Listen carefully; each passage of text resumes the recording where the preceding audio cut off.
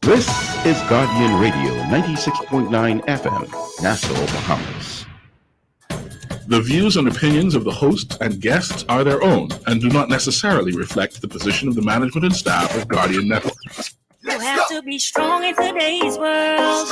Keep your focus and what you believe in, how to achieve all your dreams. Keep moving forward. Never accept less than who you are. Live your best life. Be strong and free. It's a hit back with Nahaja Black. It's a hit back with Nahaja Black. It's a hit back with Nahaja Black. It's a hit back with Nahaja Black. Good afternoon, Bahamas, and welcome to the Hit Back. I'm your host, Nahaja Black. It is a beautiful day here in the 242. I hope that you are doing well, taking care of yourself, and living your best life today. So in the grand scheme of things, I'm hoping that all of our we have no technical issues today because my beloved BPL has done a number. And so I'm really excited about my guest today that we've been working on this for weeks. And then the devil got to step up. You know, this got to be the devil. But anyways, I speak all things, the positive into the atmosphere, that internet will stay up. My backup battery will work with me because, you know, I'm rich. I ain't got no generator. So the Lord got to be with me. Amen, amen. I'm so excited about my guest today. It has been a long week. It has been a long few months. And all is well. All is well in the world. Right? All is well in the world, I would say, because we are seeing some positive trends. We are seeing some changes, right? And so I'm hopeful. You know, I can't be too eager, but I'm hopeful. And where the hope comes in is that, you know, new agenda, new mandate, perhaps we will get some form of change, something that will be positive for the Bahamian people. And, you know, of course, everyone who tunes into the show, you know that for me, guys, I want to know about the economy and the socioeconomics, so the social side of our economics, right? So how do we build up people, not just build or create wealth continuously for the few? How do we change the financial or the economic construct of the Bahamas, where we have for centuries been an island that reaps the reward for a few, right? Where pirates ruled the Caribbean. How do we then create economic empowerment for the Bahamian people at large? And that is all that we ask for, that the table be leveled, that the ground be leveled, that we are not the ones underneath, and there's the oligarchs, the political elites, and then everyone else. And so this is why, you know, when a government says that they are the new day government, you just want to hope that the new day doesn't mean just any other day, same sort of behavior, but a new day meaning a new mindset, that they are beholden to the people and not to the few people who continue to behold or hold this country in their arms. So I can't wait to bring on. This is the first time I've ever had a chance to chat with Mr. Halkitis in this sort of vein. And so I'm very much looking forward to it. Ladies and gentlemen, the Minister for Economic Affairs, the one and only, Mr. Micheal Halkitis. Welcome to the show, Michael. Thank you very much, Nahaja. Thank you. It's a pleasure to be here. I love your jingle. Listen, you gotta work it, when you're ready. But it's a pleasure. It's a pleasure to be here, and I look forward to the show. As you said, we had a little technical difficulties, some power issues earlier today as well, and so I'm hopeful that all goes well today, this evening. Fingers crossed. Fingers crossed. I gotta just send a special shout out to my IT person, who happens to be my wonderful husband. Today, he's pulled through. Look at God, won't he do it? Mm-hmm. Anyways, Minister, thank you so much for the show, for being with us today. We got to talk about the economy, man. We want to talk about the Bahamian people and myself in particular. I am a big picture type of person. Yes. Right? The big picture is, what are we doing? I know in your speech that you did in the House, and I have it with me because I enjoyed the speech. I thought it was, you were confident. You could tell you felt very confident in writing the speech. We got a lot of confident speech writers. So I wanted to know, reading it, there was a lot of things where we said we are doing, right? You mentioned in the speech what we've already done. And let me just go through some of the things that you said. Hey, we've already done this. And I want to get to that right now as my child makes all this noise. Implementing and across the board, cutting VAT, lowering overall cost of living. You say you did that. Increasing social assistance to our vulnerable populations through the targeted intervention of the RISE program. You said you're doing that. Yes. Right? Increasing pensions that will benefit retired civil servants. You said you're doing that. Yes. Returning to incremental pay increases for civil servants. Yes. You said you're doing that. And extending the unemployment benefit program with an additional $500 lump sum payment just in time for Christmas. You said you're doing that. Yes. Those are already in the works. They're already done. In the works, the unemployment. Well, first of all, once again, good afternoon, everybody, and Nahaja, good afternoon to your audience. We have extended the National Insurance Unemployment Program was due to expire at the end of September. We've extended it to the end of the year. And in December, everyone who was receiving benefits under that program will receive an additional $500. We expect to have the RISE, the debit card associated with the RISE program ready for January. And the increments we will, there's, whenever it comes to public service increments, there are sometimes some individuals within there that require a little more work than anybody than some others. For example, we have to make sure that everything is tracked, and so there's always some conversation with the unions to make sure that everything's fine. But we expect that to go smoothly and do that in January. So when we look at all of these things, so these are the things that we are looking. If you're just tuning in, Minister for Economic Affairs, Micheal Halkitis, joining us on the show. All of these things are good initiatives. I think that folks who no one would say that they are terrible initiatives. And I want to get to at one point, we're going to discuss what VAT, this cut in VAT, though 10% overall reduction. Folks, we are awake and saying, but there are certain things that are going to go up in price, right? So we know that certain things are going to go up to 10% that were zero rated. And I want us to discuss that for sure. Yes. But I know a break is coming soon, so I don't want to dive into that yet. Okay. What I want to ask, though, is paint a picture for us the overall economic philosophy of this administration. Okay. Overall, we believe that that benefits come from growing the economy and also deepening participation in the economy. So, for example, we do not believe that we should be in a constant program or a constant process of taking from one person and giving to the other. But how do we grow the size of the pie?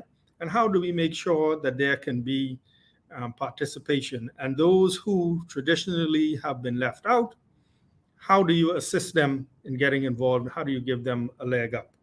And doing that involves, for example, assisting people in being able to get into business in terms of making finance available to them, but also in removing a lot of the bureaucratic roadblocks and some of the sort of unofficial roadblocks where someone might say, yes, this is available to you, but when you go and you try and get in, these roadblocks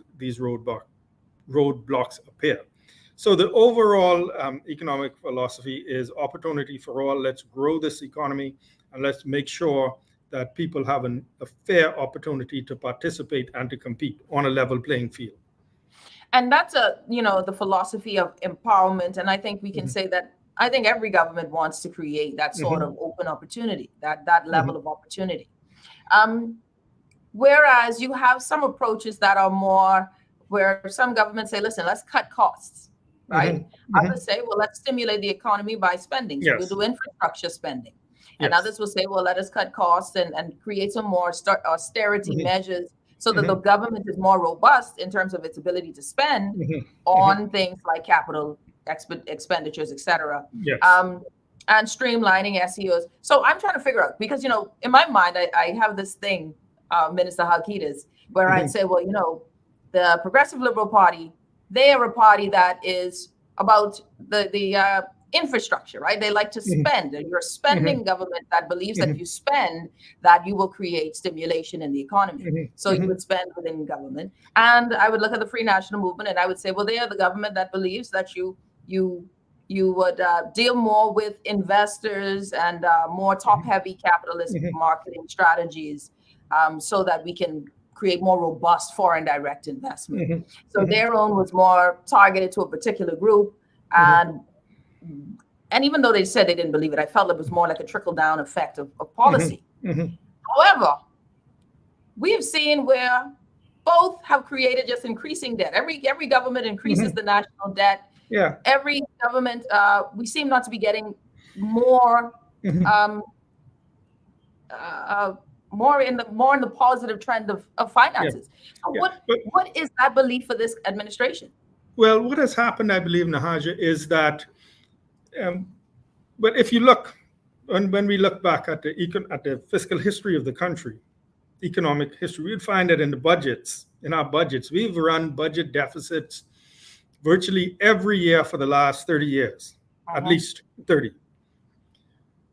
With the exception of one year in 95, 96, when there was a very small slippers, and that was when Atlantis had come here and they were in full swing. Now, that deficit running had been fairly manageable over the years because the numbers were relatively small. 10 million, 20 million, in the scheme of budgets, small. And then along came 2008 and the global financial crisis. And all of a sudden now, instead of a $10, $20 million deficit, you started to see $100 million, $200 million, $500 million deficit, and all that goes to the debt. And we have really not recovered in terms of economic growth from that time. So you'll see over the years since then, our growth has been 1%, 1.5%, negative percent. And so now you have these deficits in the hundreds of millions, and they are being added to the debt. I think part of our issue has been that we want to, sometimes you have to take a bold approach to jump out of the box. Because if you, for example, you're keeping an eye constantly on the level of the deficit, you're wondering what the IMF is going to say, what Moody's is going to say, what S&Ps are going to say, even though you have to keep those things in mind. If you, for example, your whole philosophy is solely, let's minimize the deficit, let's cut spending, let's keep a deficit low, then what happens is you get into this, in my opinion, you get into this sort of cycle where you have constantly low levels of growth. And so what has happened over all these years, our economy has been growing very slowly. We've been running deficits, and our debt has been increasing. And then you get into this circle where now you have this high level of debt, you're spending more money on your debt servicing, which takes money away from other things that the government has to do. So you have to find a way to stimulate the economy into sustained growth, so that the economy is growing, jobs are being created, revenue is being collected, you're running lower deficits, and your debt is not rising as fast as it is, and then eventually, hopefully, begins to decrease. And so, to your point, yes, some administrations adopt this austerity program. We're going to balance the budget. We're going to cut spending. We're going to keep it in check. But in our situation, and in a lot of countries, government is a big part of the economy.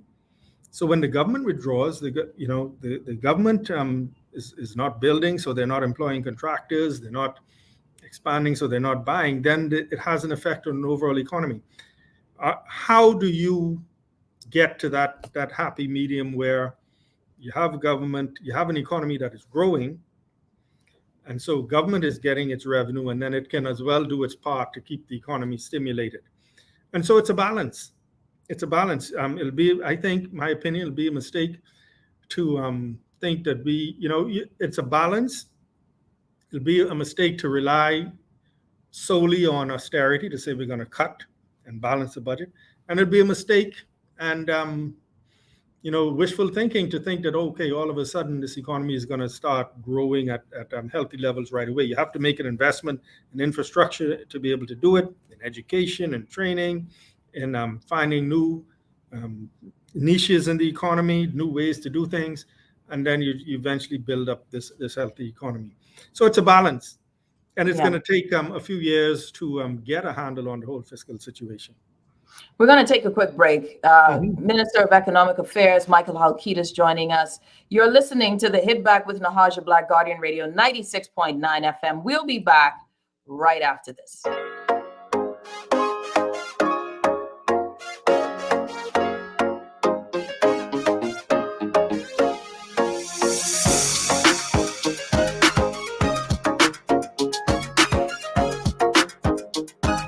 Junior just showed me Bella Boy in his phone. What you mean? He take picture of that good for nothing boy? Shh, you don't want Bella here. You say that. She always say that's my good child. So what he doing in Junior phone? Oh, he there because the police looking for him. He on their wanted list. Wanted persons in your phone now? Yes, child. And when police want to find anybody quick, after something happen, they can send picture direct to your phone. Go to Google Play or App Store and search for Crack Crime Bahamas, then pick install and we'll go straight to your phone. There is also a section on missing persons. Yes, girl. Everybody needs to get this app so police can tell us right away when these people go missing. Just like an alert system. Yes, it has numbers for Crime Stoppers Bahamas, so you can call and nobody knows it's you. Call directly to Miami and give the information without giving your name or anything about you. I tried the other day, and when I hear Junior and his boys talking about where they hide those guns, I walk quick around the corner and call that number. Call 328-8477 from Nassau or 242-300-8477 from the Family Islands.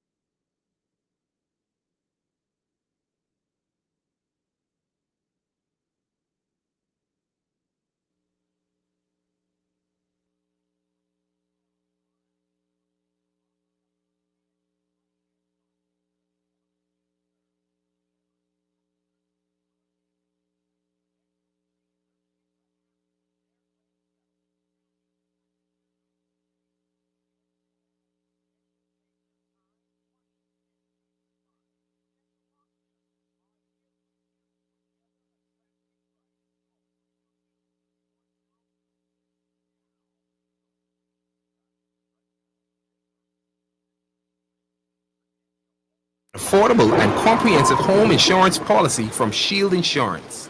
You can't control what nature blows your way, but with Shield Insurance, you can rest easy as you ride out the storm. Protect your largest and most valuable investment. Don't take a chance. Put your home in our hands. Shield Insurance agents and brokers in Nassau. Call 356-7202 or Freeport 352-5945. It's a hit back with Nahaja Black. It's a hit back with Nahaja. And we're back. You're listening to Hit Back with Nahaja, Black Guardian Radio 96.9 FM. It has been a day. If you're part of the whole power out, dipping in and out crew, sorry, we are all in this boat together. It has been happening all day. So please stay in prayer. You don't want to let the night hit you and light off. That's just when the mosquitoes out here after this rain will be intense. But I want to welcome back on the show my guest today. We were scheduled for last week, but God is good. No time is like the right time. Minister of Economic Affairs, Micheal Halkitis, joining us on the show. Well, okay, Mr. Halkitis, you said something that's very interesting before we went to break, that, you know, that there must be a balance, right? There must be a balance that we strike. And I think that we all understand that there is a balance that one must strike, that with our economy, there are certain factors that cannot change. We are a country that not cannot change, but it'll be a while to adjust and pivot. We're a country that is heavily reliant on U.S. currency. We're a country that thinks that we need that currency to come from abroad into country, and we need to find creative ways to do so. Right now, the number one way by which we get foreign currency, U.S. reserve, is through tourism. When tourism is slow, foreign currency reserves get lower. When that happens, we panic. We need to ask some uncle to lend us some cash, right?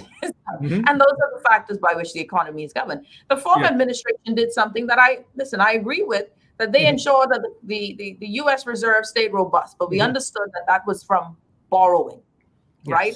But that was to protect, of course, the amount of imports that we as a country require most with food, etc. So all of these things are factors that are consideration for how we do business in country. But most of us as laymen feel very distant from that process of thinking. We wake up in the morning, we want to go to work, we want to buy grocery. We don't meditate on how much it costs to import, how much did we exchange in US dollars.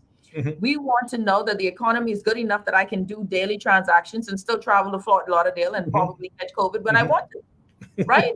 So all of that to ask this question here.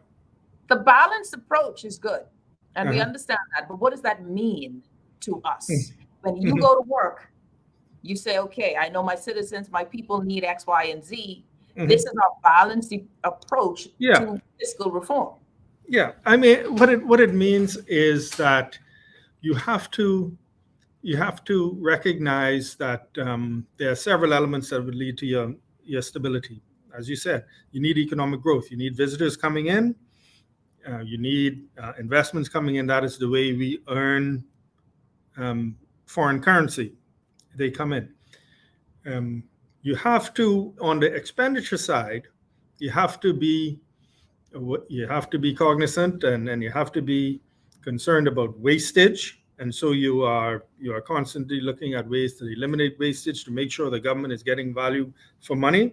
But you also recognize, when I speak about balance, is the fact that government has to do certain things. Government has to provide education. They have to provide teaching. They have to provide security. They have to duplicate these services on various islands. I remember a few years ago, you know, when after following, not a few years ago, it's 20 years ago now, but coming out of 9/11, when you had to have all of your airports now that have flights going into the US meet a certain security standard. And, you know, we're a country, I think it's like something like 28 airports or some number like that. And so we're duplicating these. And so the burden on the Bahamas government is greater than, let's say, a Barbados, which is a one land mass and similar population or slightly smaller.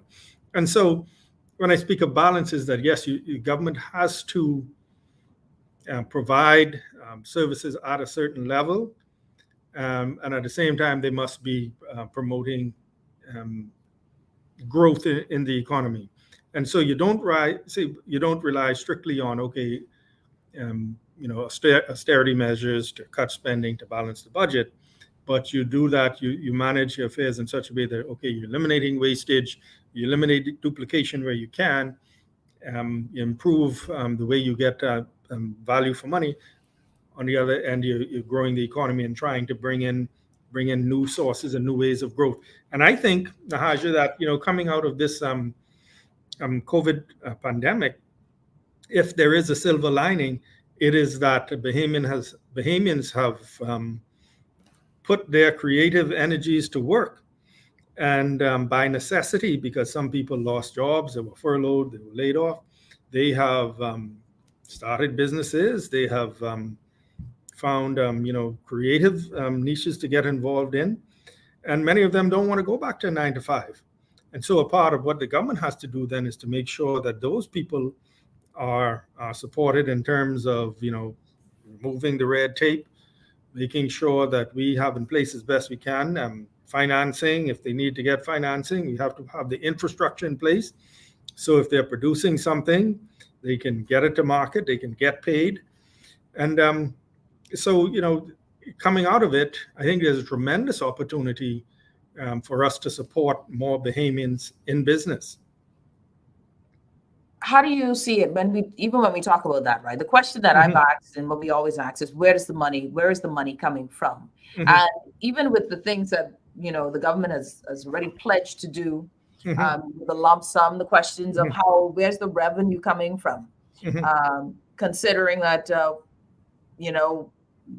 was this question of how much money is actually able to be, the bills to be paid. Where's this money coming from to make these things happen? The money is going to come from the fact that the economy, now recall, our economy has been for extensive periods from around early 2020 up until a few months ago, in some cases for extended periods of time, the economy virtually shut down. Remember in the early days in 2020, where we had no movement, lockdown, and so business couldn't operate. Now, as we begin to open up some more, this weekend the curfew is no more. We've seen the relaxation of the curfew over the past month, and so you're going to see businesses be able to have extended hours, more business, more people going to work. All of the tourism people are telling us that, for example, air departures are about 70% of the level that they were in 2019. So they're coming back to those pre-COVID levels. The hotels are saying that their bookings are strong for the season. Airlift, more flights coming in from Canada. The UK Virgin is about to resume their service, I think, in about 2 weeks. Good strong airlift coming out of the US. So the economy is going to bounce back, and so you'll see some money coming from there, and we've started to see it already. Unfortunately, we also have a lot of bills that are hung over from our response to COVID and other things, and the economy being shut down and the government not having the revenue. We owe vendors, and so we're trying to liquidate that. So the money is going to come as the economy opens up and more business comes here. We have what they call it a pent-up demand for travel from the US here, so we expect to see that strong, and we expect to see investments, people who want to come here to perhaps make the Bahamas their place of residence, because they feel that if they need to be locked down somewhere, what better place to be locked down? So, and as far as where's the money coming from, we'll see it as the economy opens back up. We see the revenue begin to come back. So with some of these initiatives that have already been assigned, like you said, increasing social assistance to the vulnerable populations, increasing pensions, returning to incremental pay, are those things that funds have already been allocated and set Funds have aside already for? been allocated for those. Funds have already been allocated for those in this budget. If you have an opportunity, you will see that in the Department of Public Service, you see an increase in their budget allocation. That is for the pensions. Those pensions, just to remind the public, those are for retired civil servants, some of whom have been getting pensions of less than $500 a month. And so for those, any retired civil servant or who had worked for the government and now retired getting a pension under $500, they will see their pension increased by $100. Those who were getting a pension of between $500 and $1,000, they will get an additional $75 per month. And those who were getting over $1,000 would get an additional $50 per month. It's a way of assisting in making that adjustment for the cost of living. Cost of living is going up. Pensions, public sector pensions, do not have a built-in cost of living allowance, and so that is a way to assist. So yes, those funds have already been identified. And the hope is that this, and I guess I need to make sure that I access the correct way. Is this more so a benevolent thing, or is there also an economic strategy attached to these? Economic strategy, both, because more money. It's similar to the $500 in December. There's both. We study economics, and as you know, individuals when they earn a certain level, a certain percentage of that is spent. So it is benevolence because it brings some relief, but the money goes back into the economy. It goes to the neighborhood store. It goes to the grocery store. It goes to the shoe store, to the department store, and so people put it into the economy, and then it begins to circulate. So it's a benevolence, and it acts as a stimulus as well. Now let's go to this conversation of VAT, yes. Right? The big conversation, one of the big things, if you're just tuning in, Minister of Economic Affairs, Micheal Halkitis, joining the Hit Back with us on the show today. One of the big announcements, one of those things, honestly, I remember, Mr. Halkitis, when it was said in the campaign trail, I said, yes. Oh God, here we go. Here we go.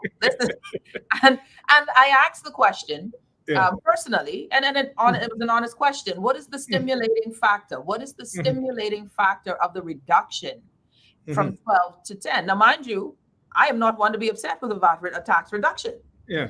However, I need to know, because of course we went up from 7.5 to 12, supposedly for the need of revenue to reduce deficits, etc. Blah blah blah. That didn't happen. Yeah, okay. No. But now we're going down. Yes. And as we're going down, I'm curious as to what you see in that 2% reduction that will stimulate or not hurt the economy or the revenue train of the government. Yeah, let's go back. I'm glad you went all the way back to the campaign trail, because you would recall that in March 2021, the PLP, then in opposition, published an economic plan.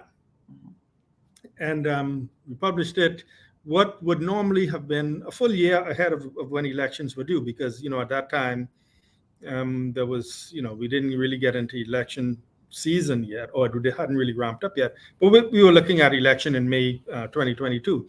So we published this economic plan a full year ahead. And the reason we did it is because we wanted to let the Bahamian people know we do indeed have a plan. It's not a secret plan. Here's the plan. Dissect it. Give us your feedback. Here it is. That is the way we wanted to do it. And it was called Recover, Rebuild, Revolutionize, because we realized we needed to recover from the COVID-19 pandemic, rebuild the economy, and then revolutionize. And the revolutionize portion of it was because we realized that we can't go back to business as usual. There is no more business as usual because, for example, quite frankly, I think that for our tourism industry, for example, going forward, I think you'll see less, if not zero, of the mega resorts now, and the more concentration on the smaller boutique resorts. And so revolutionize, that's just an example, but revolutionize also in terms of promoting different areas of our economy that our people can get involved in. And so back to the plan, there were several elements of it, 10 points. The first three, provide immediate relief. And under that portion of the plan, we said we'll drop the rate of VAT from 12% to 10%. We'll bring back the RISE prepaid card. We'll address arrears, arrears to vendors, people who government owes money to. We'll pay them off because those are, in many cases, struggling businesses, entrepreneurs themselves. The second part of it was we said we'll stabilize the public finances. And a big part of that is the Revenue Enhancement Unit. And then the third part was kickstarting the economy and job creation. And so a big part of the providing immediate relief was dropping the VAT, cutting the VAT rate from 12% to 10% across the board. Now, we believe that will help, because that means that, on everything that you spend, instead of paying 12%, you'll now pay 10%. And as you rightly said, a big part of the debate has been on those items that will no longer be zero rated. And I'll just take another step back and say this. When we did the implementation, there's a lot of studies, a lot of back and forth, a lot of consultation, and we settled on a model that called for one rate, preferably a low rate, a relatively low rate, but with very few exemptions. And so if you would recall, the original plan that was formed, that was being mooted by the administration by the F&M administration between 2007 and 2012, called for 15%. When we took it up in 2012, we started to talk about 15% as well. After consultation and a lot of back and forth, a lot of studies, we settled on 7.5% with minimal exemptions. And our thinking was keep one rate. It makes administration simpler, easier. Few exemptions. You have less opportunity for fraud and loopholes, etc. And for those who are vulnerable, who are low-income earners, who may be struggling, and you wanted to give them an assistance, you give them a direct assistance. Because, for example, if you were to, let's say you give a tax break on bread, for example, yes, the single mom who needs help, she'll get the break, but also getting the break would be the fast food chains who buys, millions of dollars worth of bread a year. So we felt that the best way was to just have one rate that is universally applicable, and those who need the assistance, you do the direct assistance. And so there has been a lot of discussion about the breadbasket, and I know it's an emotional issue, and I know it's a sensitive issue, and it's a politically charged issue, because when we did it at first, we agonized over it, and now doing this, eliminating those zero ratings, we had a lot of discussion on it, but we decided that this is the best way to do it. And if the citizen was to look at his overall spending, and Nahaja, there's always a balance you have to strike, because I hate to be talking about scientific studies and then food, because I don't want people to think I'm divorced from feeling and understanding what people go through. But for example, our studies will show that even in the grocery store, the average person would spend about 25% of his grocery bill on the breadbasket item. So 75% is not breadbasket. You're talking about everything else you buy out of the grocery store. And then so when you combine that with your overall spending, let's say you go to the clothing store, to the gas station, to the fast food place, to the restaurant, if you go out and have a meal, buy a beverage, all of those now will no longer attract 12%, they'll attract 10%. And so even when we factor in the removal of the zero rating on the breadbasket, we think that overall the consumer will be better off. I'm going to take a quick break, because on that, we have some questions on that as well. Okay. We have the Minister of Economic Affairs, Micheal Halkitis, on the Bahamian economy. When we come back, more with the Minister for Economic Affairs. You're listening to The Hit Back with Nahaja Black, Guardian Radio 96.9 FM.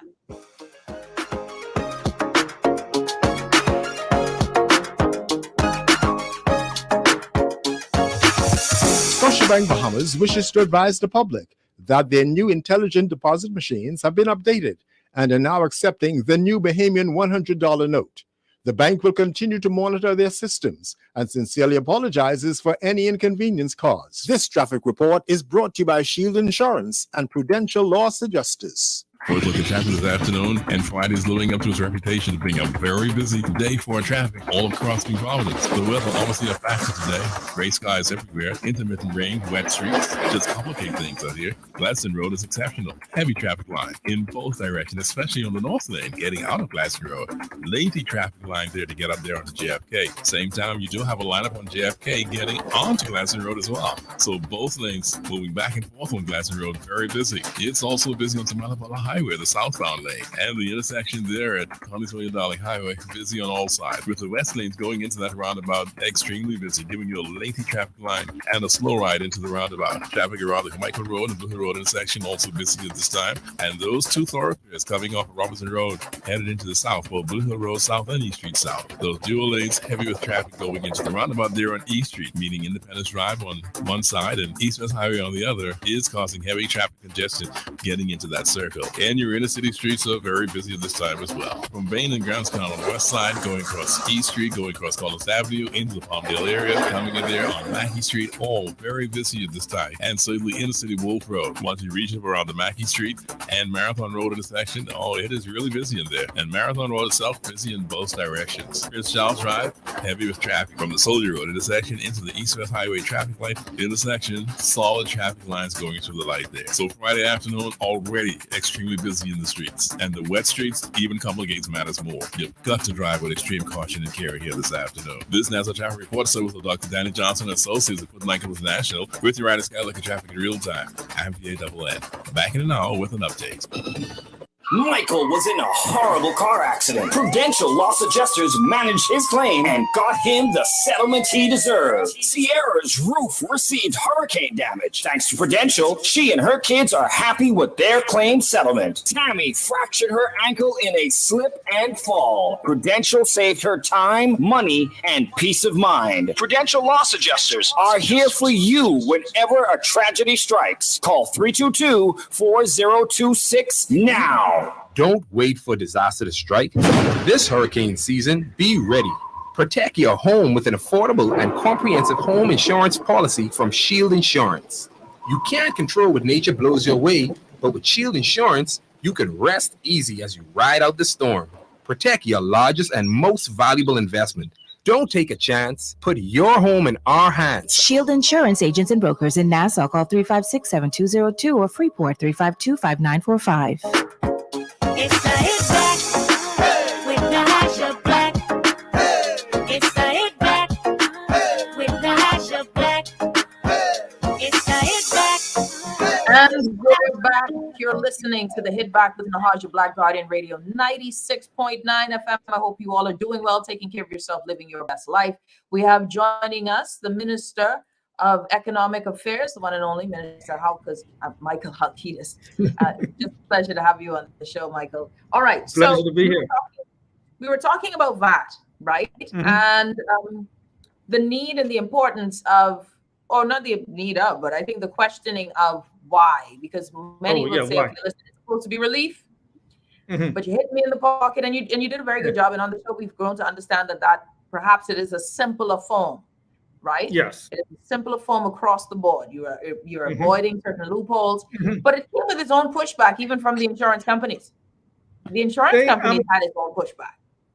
Yeah, I think if you're, and one more point on the VAT issue before I touch the insurance is that remember when in 2018 when the exemptions were brought in on the bread basket and a few other items, the rate had to be increased from 7.5 to 12. And so that is normally what you see in a system where you have the exemptions. In order to make up for the monies lost on the exemptions, you need a much higher rate. And so even in some countries, they would have certain exemptions, certain items exempted, and then they would have, higher rates on everything else. And in some countries, they have multiple rates. Those countries who have been dealing with VAT for many, many years, they have multiple rates. We think our advice is that makes it more complex and more difficult to administer. And we have actually been given a study, and hopefully we can share it soon when it's finalized. But we have a draft study showing that the effectiveness of the system has decreased since the introduction of the multiple zero ratings. That the effectiveness has come from in the mid 90s down to the low 80s. And again, I just would like to say once again, I'm talking about effectiveness and studies and things. I don't want it to be seen as if we're relying on that and do not understand the struggle of people every day. And so that is why we say for those most vulnerable and who may be struggling, the best option is to give them that direct assistance. And that in terms of the insurance, Sorry, I just want to touch that. I know that was an issue that was debated, and I think there was a long process, and the government and the industry came to a position, and that position hasn't changed, and that is not being changed in these amendments. I think what happened in that case was a reporter asked someone a question, and he said, well, if they do that, it would be wrong, but it was never the intention of the government to change that arrangement. So just to make sure that this is clear, there will not be VAT. So you're going to leave it as is, but there will not be VAT on the premiums for insurances. No, not for home insurance. No. So that is a clear statement here. That is a clear statement. No VAT on home insurances. No, clear statement. The amendments have been tabled on Monday of this week. I think it was Monday. I think it was Monday. I think it was Monday as well. Right, and the days rolling into each other. It is rolling into each other, and so it's very clear what's there, and what we do is, and in those things, as we move forward, we clean up other things. I know there's some question about financial services and some of their things. We might have to do some more with that. But in terms of that insurance thing, that is a position between the government and industry that is not being changed. All right. In terms of, we're almost to the next break. It's amazing how quickly these breaks are rolling in. On the point of targeting, because see, this is one of those questions of how do we target the distribution or the assistance, because you could have all of the revenue. Many don't trust that the revenue will be used in the way that governments say that they'll be used. It's a problem. I remember, and fortunately or unfortunately, I have been the face of this reform for many years. And I remember in the early days, when we started a debate, and a big question, two positions: collect what's out there, because we hear this number, $400 to $600 million of property tax that's uncollected. So collect what's out there, and also we don't mind paying, but show us what you're doing with it. The worst thing, and one of the worst things in the world is people are paying and they get the feeling that their money is being wasted, and that's why it's so important to have in place processes that ensure that you're not wasting public funds, that you are getting value for money. So for example, if you hire someone to repair a school, you're getting good quality work that will last. Or if you're hiring someone to provide a service to the government, you're getting quality and value for money, because then that builds up the faith of the public. But unfortunately, the public has in terms of faith and trust, that there's a lot of work that needs to be done in that area. But you build that up by being very open, by saying what you're doing, by publishing the information. The last administration, they did the Fiscal Responsibility Act, and there was a lot of reporting, the quarterly reporting, which is a good thing. We just, because the public needs to have the information, we have to do a good job of making sure that, we're not just throwing numbers at people, right? That people can understand what these numbers mean and what it means for me as a citizen. And will there be independent reporting? So independent reporting. Because that's what we were supposed to get with the Fiscal Responsibility Act, where we had a fiscal responsibility committee that would give us independent reporting on the government's finances. We have to strengthen it, because you're quite right. The Fiscal Responsibility Act, you have a Fiscal Responsibility Council who is supposed to give you independent reports, but they rely on the government to give them information. And so there has to be that cooperation as well, so that when they say, give me the information, you give them the information in a timely manner, and you can break it down for them if needs be. And so it's a good step. And so, we people are, we intend to continue and to observe the requirements of it. But, we have to, we want to go a step further in making sure that the council has access to the information that they need, and they can do their work in a timely manner. Because I think then it makes our work easier, because people don't trust politicians. No. And it's an age-long thing. People just think politicians are up to stuff, and so it's upon us to make sure that you build up that faith in the government and the administration of the affairs. Minister Micheal Halkitis joining us. I want to ask this before we go to a break, because I know we were supposed to do an hour, but I still got about 15 minutes worth of questions. All right. Okay. Yeah. I'll stay for another 15 minutes. But I want to ask this before we go to break. Will there be any other new taxations planned? Do you guys have any other new forms of taxation planned? No. I can say that unequivocally. What our plan is to grow the economy.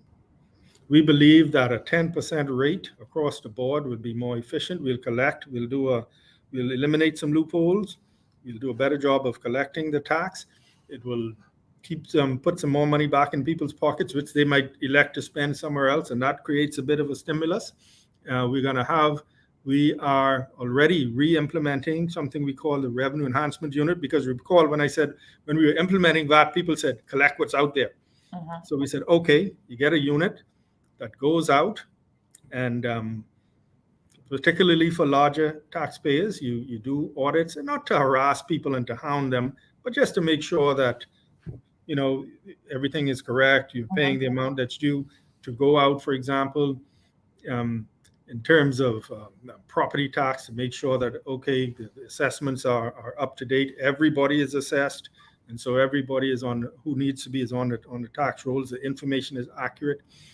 And so we believe that if we grow the economy, if we collect what's due, if we do things like I had I sat in on a meeting where the discussion was, how can we make that grass that you see there growing on Goodman's Bay, if you go out, not on Goodman's Bay, in the water. Apparently that's a carbon sink. Yep. I'm learning this new language. Seaweed, all of that seagrass. That is more effective than the Amazon jungle. And so there may be a way in the future to monetize that, where you get carbon credits. This is stuff that I'm learning as well. And so that would be a new source. And so how do we encourage Bahamians in their businesses? I had a very, very interesting meeting with a technology developer this morning who was talking about, I told him the story of meeting this young lady in Cat Island during the campaign. And she was doing crocheting. And what immediately came to mind is, okay, how can she stay there, do that work, market it, ship it, get paid, and don't have to come back to Nassau. And, there are people who are working on these things. And so I say that as an example of, yes, COVID has thrown us for a loop, but it's also, ignited released the creative impulse in a lot of people. And how do we support that? Hold that thought. Let's go to a quick break for news, and then we'll come back. More with the Minister of Economic Affairs, Micheal Halkitis. You're listening to the Hit Back with Nahaja Black, Guardian Radio, 96.9 FM.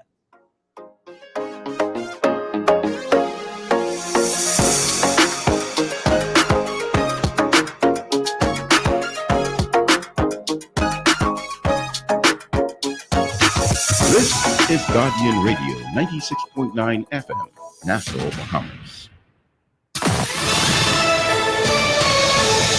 Good afternoon. I'm Tashina Robinson with your Guardian Network News headlines at 5. Here's what's topping the news at this hour. Chief Medical Officer Dr. Pearl McMillan announcing this afternoon that the U.S. Centers for Disease Control and Prevention, CDC, will move the Bahamas down from a level 4 health notice to a less serious level 3. The Bahamas has been at the highest of the 4 COVID-19 risk categories since late August. A former accountant at John Watlin's distillery today pleaded guilty to stealing almost $200,000 in company funds. Tabitha Wells appeared before Magistrate Kendra Kelly for the start of her trial regarding the theft of just over $198,000 from the drinks company. The theft occurred between February 11th, 2020 and August 19th of that same year. Wells confessed to the theft when her boss confronted her about why the company's vendors hadn't been paid. Wells reportedly told him she'd been stealing to support a gambling addiction. Her lawyer, Damien Gomez, QC, asked the court to consider a non-custodial sentence. The prosecutor, Sergeant 260 Vernon Pyfrom, did not oppose the submission. Meanwhile, Wells remained on bail pending a sentencing hearing on February 25, 2022. A 14-year-old appearing in the juvenile court in connection with a school stabbing. Police arrested the student at Prince William's High School on Tuesday after he allegedly stabbed another student in the chest while they were both in the vice principal's office. The teen was charged with causing harm and unlawfully carrying arms in connection with the incident. The accused appeared before juvenile court magistrate Cara Turnquist DeVoe with his guardian. He denied causing harm to the student. However, the teen admitted to unlawfully carrying a knife. He returns to court on February 2nd. He remains on police bail. And as the emergency orders come to an end, officials are still figuring out what will happen to employees furloughed for nearly 2 years due to the pandemic. Officials say they hope to have an answer by next week. And with that, we wrap up your headline news at this hour. I'm Tashina Robinson. Thanks for tuning in. Stay tuned. AP News is up next. Ben, why are you so nervous about getting the COVID-19 vaccine? I don't know. I've been hearing the doctors, seeing things on social media. One article say this, one story say that, and I don't think I know enough about the vaccine. Okay, let me help you out. Vaccinated people are less likely to get seriously ill from COVID-19, less likely to be admitted to hospital, and less likely to die from COVID-19. Kelly, I don't want to end up in hospital. Ben, the vaccine even provides protection against the new variants of COVID-19, and that's good news. Kelly, I like how you put it. Thanks. You could help me make my COVID-19 vaccine appointment, please? Definitely. Don't procrastinate. Vaccinate. This message has been brought to you by the Ministry of Health and this radio station. What happened to you? You look like you lost your paycheck. Man, I just realized I got scammed out of a bunch of money. They said I won this contest and just needed me to send them some money so I could collect. I mean, to expedite something. Or was it to smooth the process? Man, you're smarter than that. Protect yourself against scams and fraud by following these tips. If you know you didn't enter a competition, you can't win. Never pay to receive a cash prize. If you're being asked, you're being scammed. Check trusted internet sites for verification of information given to you. Do not give your banking details to people you don't know. If it sounds too good to be true, it is. Monitor your bank account regularly for any questionable transactions. Get more information at getmoneysmartbahamas.com. Trump aide indicted. I'm Tim McGuire with an AP News Minute. Steve Bannon, longtime ally to former President Donald Trump, has been indicted on 2 counts of contempt of Congress after defying a congressional subpoena from the House Select Committee investigating the January 6th attack on the Capitol. It's not clear when Bannon is due in court. Earlier today, committee chairman Mississippi Congressman Benny Thompson recommended a contempt of Congress vote against former Trump chief of staff Mark Meadows for defying a subpoena and not showing for a deposition today. At a meeting with his cabinet today, President Biden talked about the passage of the $1 trillion infrastructure bill that he will sign Monday. Proving we can still come together. It's hard, but we can still come together to get something big done for the American people. The president says he will make another announcement next week on who will oversee the rebuilding effort, which he says will create jobs and grow the economy. I'm Tim McGuire. If you like Frito-Lay chips like Ruffles, Doritos, Cheetos Smart Food Popcorn, and Funyuns, you're going to love getting a chance to win great instant prizes this Saturday, November 13th at Extra Value Oaksville. Join the Frito-Lay Island Wholesale Team between 12 and 3 this Saturday. Make a qualifying purchase of any Frito-Lay's chip or Smart Food Popcorn, and you get a chance to spin and win great instant prizes. And don't forget to put your contact info on your receipt and drop it in the promo box at participating locations for a chance to win bicycles and hoverboards in the grand prize drawing November 27th. Frito-Lay chips, distributed by Island Wholesale. Tired of banks forcing you to use technology to bank the way they want you to? Your convenience is important. So no matter what your banking needs, Commonwealth Bank's friendly staff are always available in branch for that personal one-on-one service. But when you choose technology, our online and mobile banking app offers you state-of-the-art functionality. The choice is yours. Commonwealth Bank. Bank the way you want.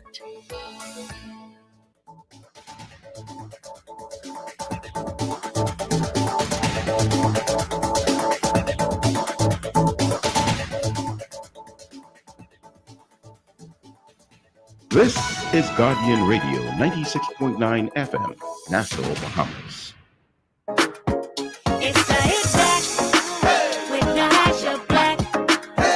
It's the hit back with Nahaja Black. It's the hit back with Nahaja Black. It's the hit back with Nahaja Black.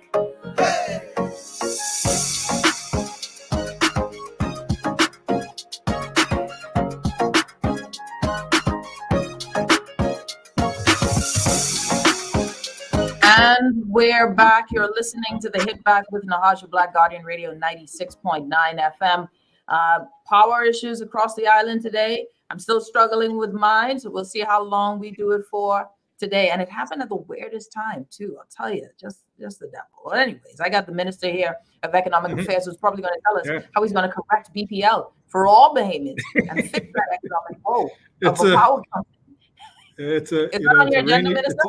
It's a rainy day, so everybody gets nervous. It's a sad state of affairs. I got some great questions for you, but before I get to those questions, I wanted to ask you something.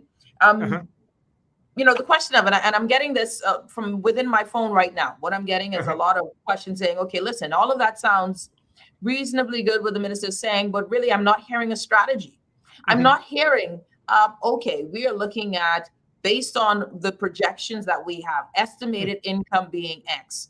Based on that income being X, we project that we will be able to do X, Y, and Z within this quarter, not just with the budget, not just talking about the budget, but in overall with the plan.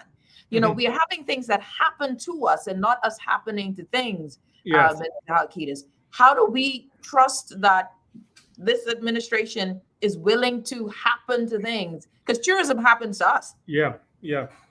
We have, and perhaps I should have said at the beginning of the show, I'm very excited about what we can do in the Ministry of Economic Affairs. Under our portfolio, and some people say, well, what is the Ministry of Economic Affairs? That's a good question, yeah. Is it the Ministry of Finance? What is it? It's not the Ministry of Finance. We are responsible for economic development and planning, the promotion of financial services, relations with the Financial Services Board, consumer welfare, including the Standards Bureau and Prices Commission and Consumer Protection, international trade.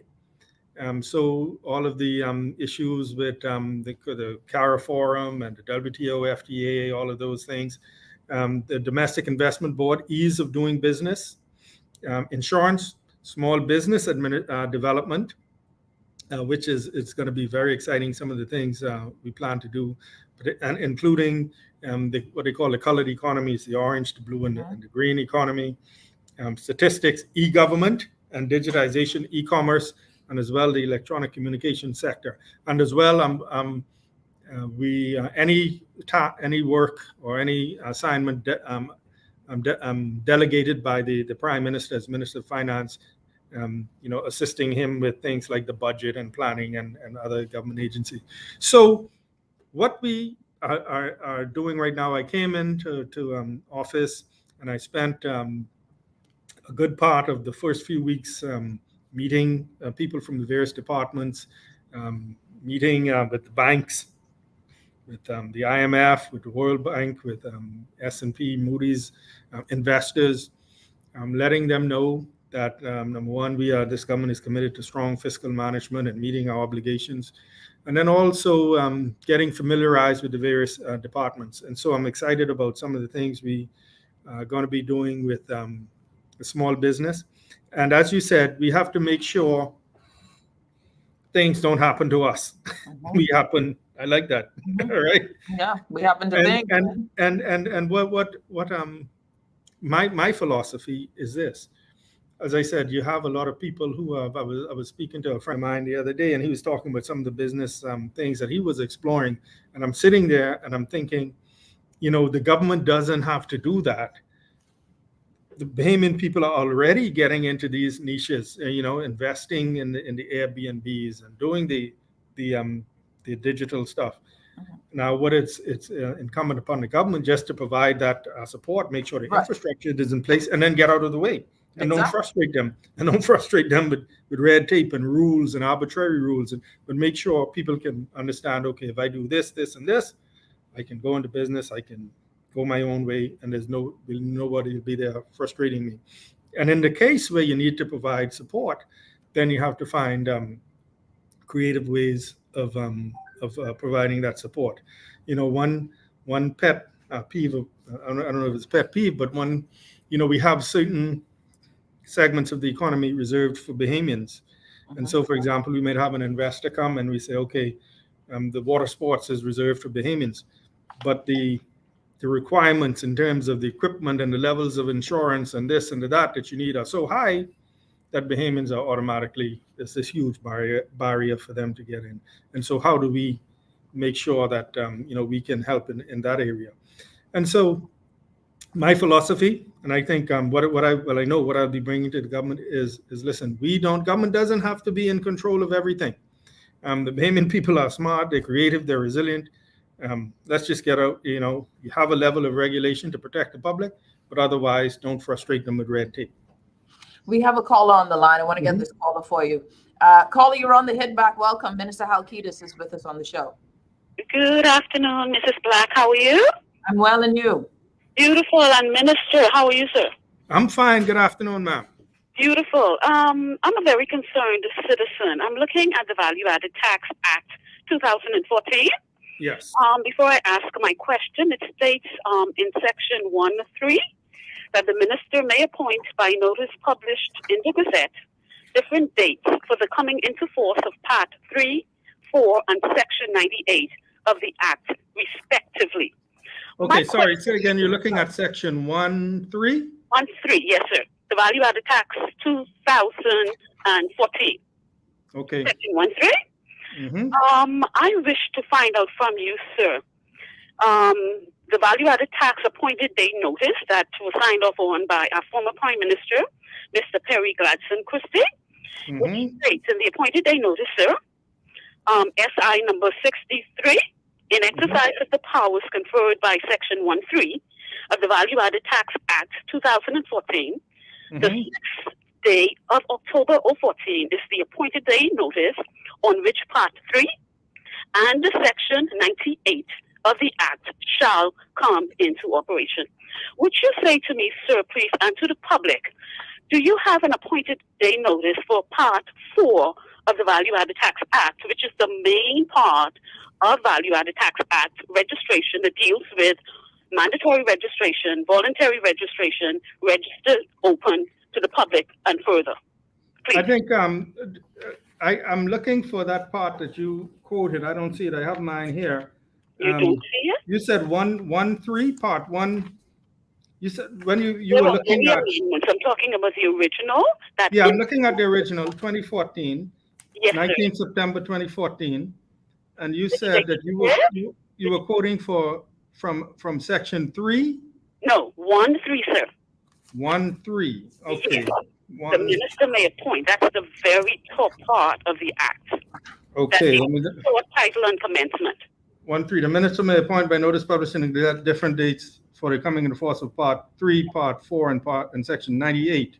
You got it, sir.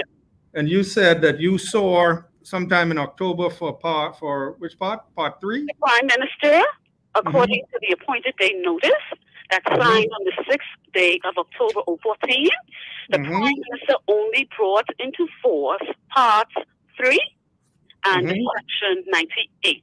There is no appointed on January 1st, 2015. January 1st, the 6th day, sir, of October would you please state if there is an appointed day notice? I sent several letters to the Ministry of Finance. I have yet, sir, to get a response. So you're interested in part 4. I'm trying to flip here. I'm sure there is. What you can do, if you, ma'am, don't give your name on the air, but if you can give your information to the producer, leave it with the producer for us on the line. Look up your communication. Hello, Mrs. Black? Yes. Mrs. Black. Yeah. Means that the people are being unlawfully charged VAT. I am tired of writing the Ministry of Finance and the ministers. No, don't. I say don't write anymore. Sir, I refuse to write anymore. I'm asking No, you. just let me know or send the information and I'll look up what you've already written.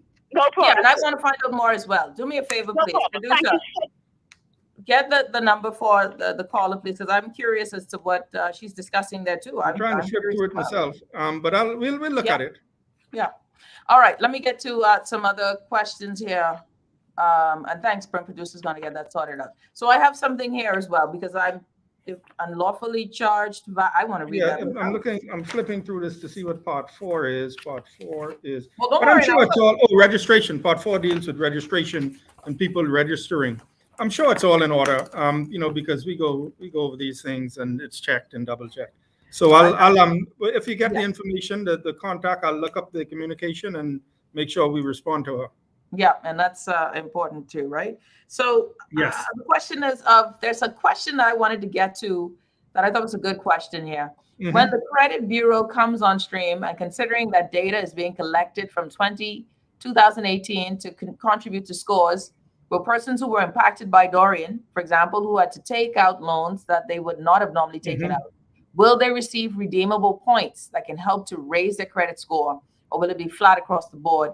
The score is the score. Well, that's a very good suggestion, and when I left and we demitted office, we were along the way, and I think in the last administration they actually got to the point where it's implemented, and so it's still a work in progress. So I mean, it's a very good question. It's in my I have regular meetings with the governor. And so I will bring that question up. I think there's a lot of merit to it, particularly those people directly impacted and disrupted. So it's a very good point. Yeah, I'll take it up.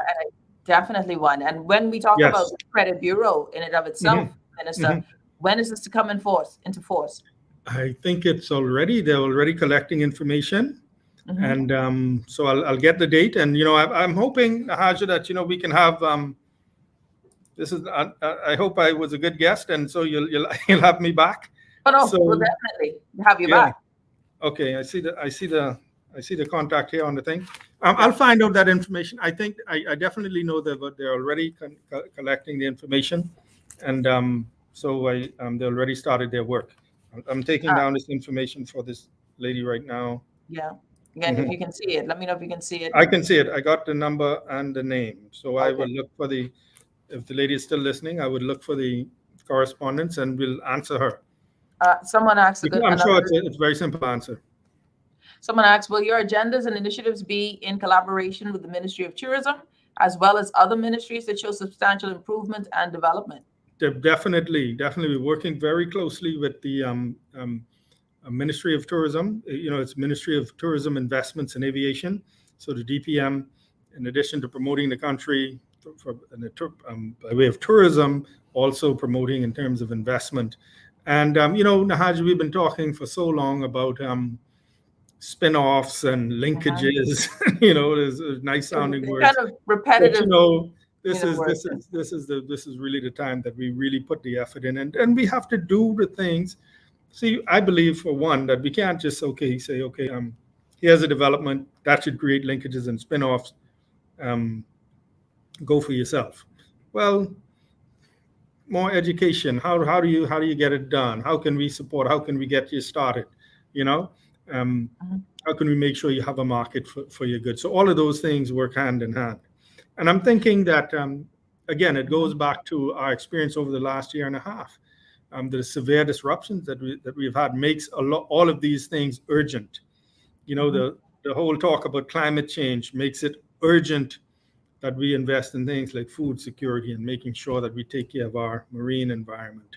And, the fact that so many people were displaced makes it urgent that we put in place proper rules and legislation to make sure that, for example, people's intellectual property is protected. So artists and performers, they can copyright their work and get economic benefit from it. So more than one person asked me before the election, you sure you guys want to win this? You sure you want to take this? And it's a challenge. I mean, it's a challenge. It's a tremendous challenge, but I think it also is a tremendous opportunity. Yeah. Someone asked a question. If you're just tuning in, Minister of Economic Affairs, Micheal Halkitis. Good day, Mrs. Black. Earlier in the show, the minister mentioned that he has all the funds allocated for all increment and other payments. I would like to know if he has allocated funds for quasi-government, because some of us are owed a lot of funds. So quasi-government entities. And that's one of the we were dealing with, in this case, this matter right now is the central government. I think, but our experience has been as well is that the quasi sort of mirrors what happens in the government. So I think when you're talking about your PHAs and your UBs and those, and they sort of mirror what the central government is doing. Someone asked just a basic bread basket item question. My bread, right? The bread in the store costs me $4 now. How much will it cost me later? That's the concern. Our prices. I don't mean to laugh. I don't want to. It will.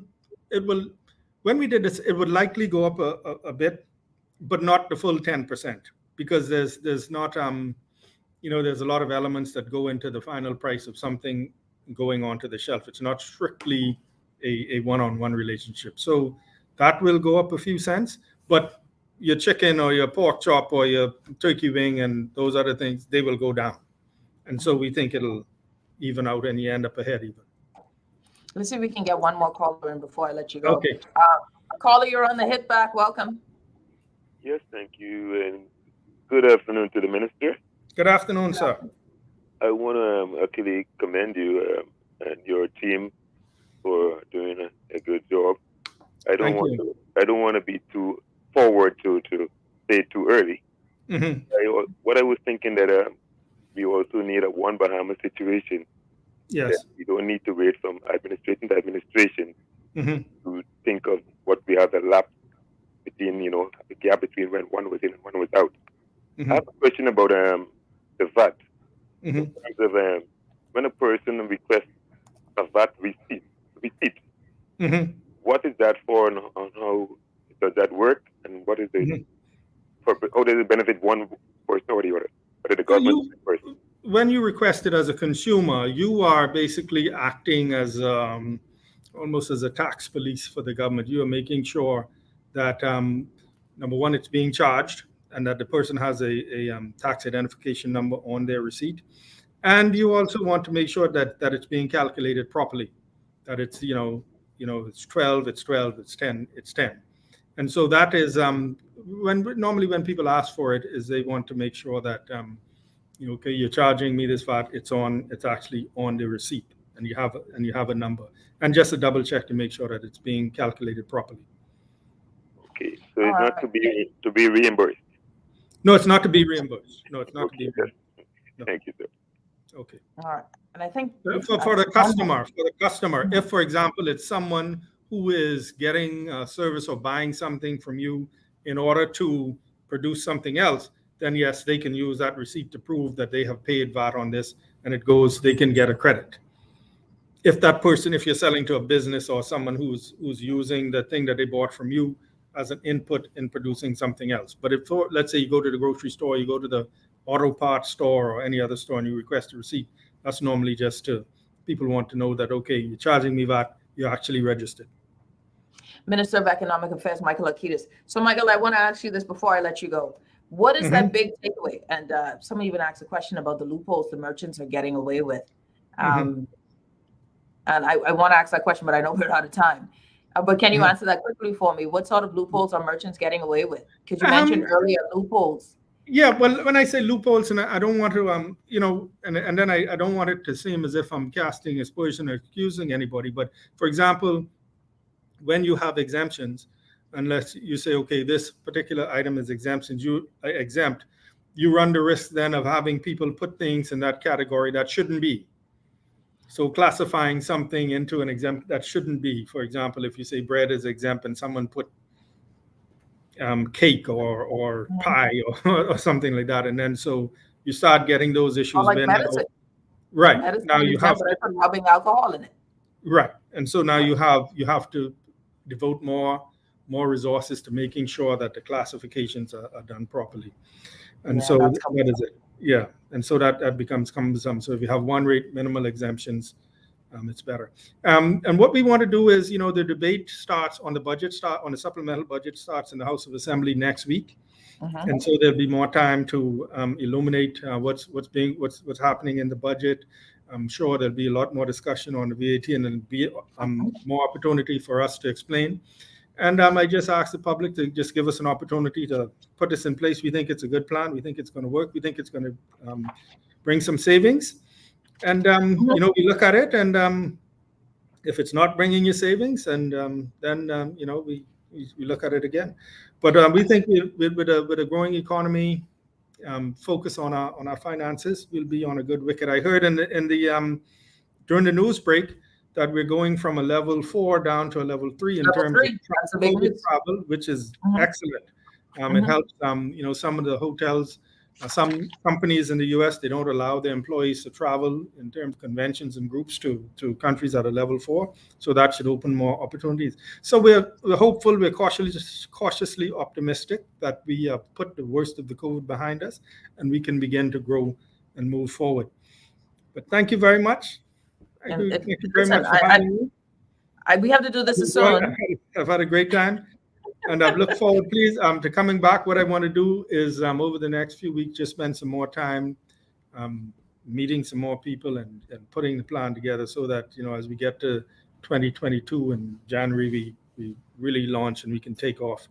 And I'm excited. Yeah, and I would love to. I think we have to dive a bit deeper even in some of these things like the orange, the green economies, these color economies. Definitely. And how do we get the family islands to become centers separate and apart from New Providence, where commerce happens? So there's a lot of questions there, Minister. But I thank you so much for the time. Digitization and technology. I look forward to it. I want to come back and talk about that. Well, the hit back is here for you. So we will do that anytime. Once we're talking about the economy, I'm always open. Thank you so much, Minister. Thank you, and have a great week, rest of the evening, and have a great weekend. That's right. Hopefully his light stays on, eh? BPL to 12. Yes. Thank you. Okay. All right. Okay. You're listening to the Hit Back with Nahaja Black. That was Minister of Economic Affairs, Micheal Halkitis, joining us on the show. And there are still a lot more questions to go, a lot more questions to go. But time and technology, the issues of power also are a challenge. So we are going to take a quick break. When we come back, we've got special guests joining us and a quick few minutes with my good friend C.A. Nuri on his thoughts on the show. But my question and what will always be the position is, okay, are we moving in the right direction? I'm still waiting to hear those things that are exciting to me within the economic budget, that the exciting things, but we'll see. Steady and slow, eh? But I needed to move a little quicker. The good news is, ladies and gentlemen, we've moved from a 4 to a 3 in the COVID fight.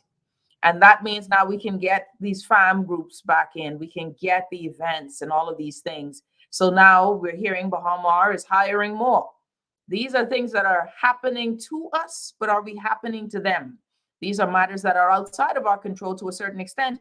Curbing COVID-19 in country has helped a lot to reduce that number. But now we're told to brace for a possible 4th wave because it's happening in Europe. The cycle never ends. So how do we take advantage? The Minister of Health said today that they are preparing for a 4th wave. But when pressed with how are we preparing, we didn't get solid details on how are we preparing, other than we are preparing for this 4th wave that is possible in country. So we got some things that we're dealing with. But the good news is we've moved from a 4 to a 3. I wonder where we rank in the global COVID index, right? Are we still 179? I don't know. But now I have to go and check. We'll take a quick break. When we come back, you're listening to the Hit Back with Nahaja Black, Guardian Radio 96.9 FM.